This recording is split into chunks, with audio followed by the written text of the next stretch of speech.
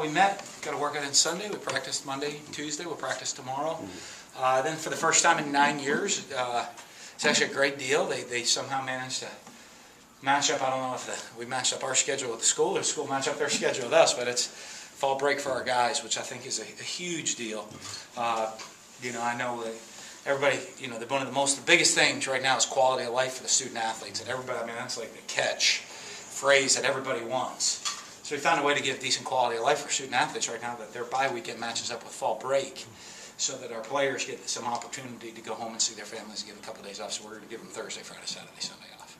I'm sure you'll enjoy some of that time too. I know I saw you out throwing the ball before the Auburn game with your son. I got to try to spend some family time a little bit, right? It's always tough this time of year for coaches, and I try as much as I can to make sure coaches get a decent quality of life to go see their family. But I'm excited to see my wife and my kids a little bit and be able to spend, get back to my caddying. So I'm sure I'll caddy, do a little caddying this weekend. How have the guys kind of reacted over the last couple of practices since they've been back? Good. This week you're working a lot of different little things, technique, fundamentals. Everybody's kind of at different levels. What you're trying to do is get some of the guys that have played a whole lot, a little bit rested, but working technique, fundamentals, and some things they need to improve on as a team. Clean up some things that we've done. We want to do better. Then get to really some base offense, defense for some of the guys that maybe aren't playing a lot, but to give them a lot of reps so that they're one step closer, because you never know. Teach all our guys like Greg Eiling, you never know when your number is going to be called, and you better be ready at that moment when your number gets called. And so to give a lot of those guys reps so they're a little bit closer to being ready to play. What did you see out of Greg after getting to watch film? Yeah, he went in there, did okay. He's got a ways to go, but he's a freshman. And did some decent things, and then other times looked like a freshman out there on the field. So,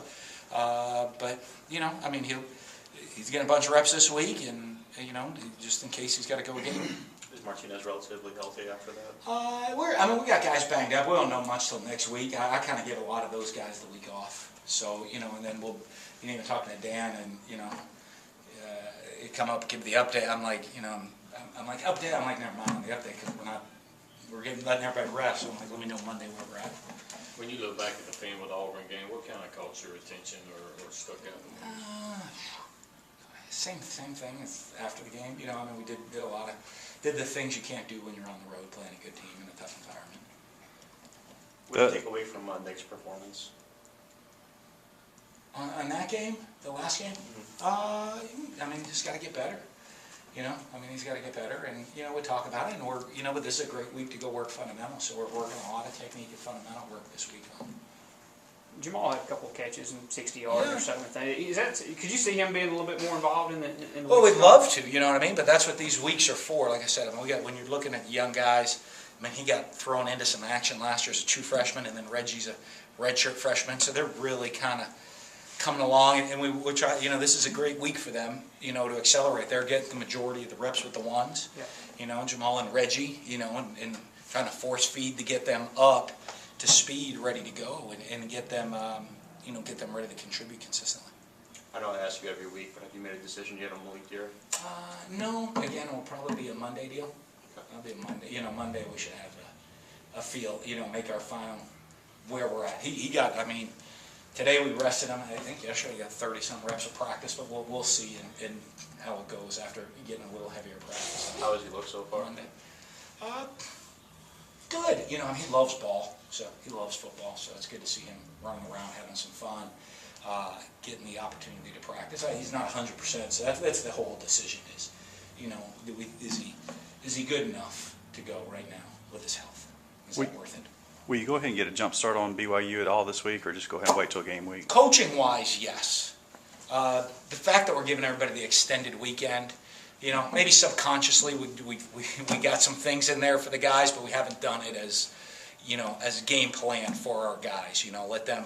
So there's some things. We split up. We do scout team work instead of good on good, where we're really trying to get the young guys accelerated. We do some scout work, some of that's advanced work, even though they don't know they're maybe getting the advanced work just yet. After the highs of a 3-game win streak, then now going to these 2 tough losses there, is the team developing that kind of equilibrium you were talking about last They're week? learning. They're young guys, so everything's kind of new. for a lot of these guys here. You know, I think everybody, you know, one of the things, and having done this now for a while, I guess, as a head coach, and I've come to learn, you know, the team's life spans very short.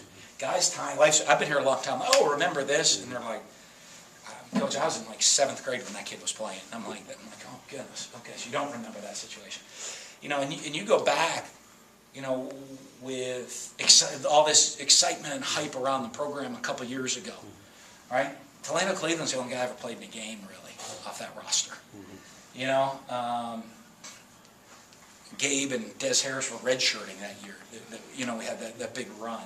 So guys, they just, there's no, like, even though you think, oh, that's not that long ago, hey, you know, we know how to deal with it, hey, you know, so for me, no big deal.